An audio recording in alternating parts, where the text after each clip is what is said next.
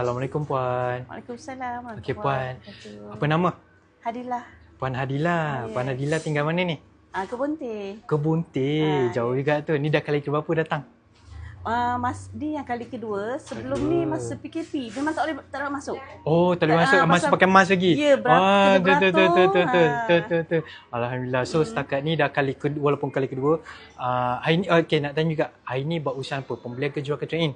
Okey, trade in untuk ni lah belikan anak-anak. Wah, Alhamdulillah, moga rezeki. Nanti digantikan balik rezeki lain. InsyaAllah. Okay. So, walaupun setakat ni dah 2 kali, macam mana pengalaman dilayan oleh kita orang?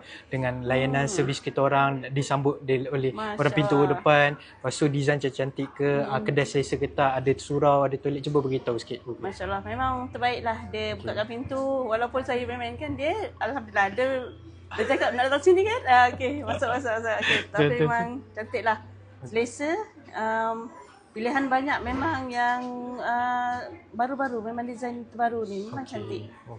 Okay. Boleh keliling. Humas dia keliling. Dia punya apa-apa semua cukup. Memang tak ada yang kosong tempat dia. Memang penuh semua dengan emas. Alhamdulillah, memang cantik. So next time nak datang lagi tak ni? Masya Allah, datang insyaAllah. Boleh. Pasal memang pakal je untuk anak-anak. Kalau saya ada lebihan memang saya nak beli lagi? nak juga. Betul. InsyaAllah. Terima kasih.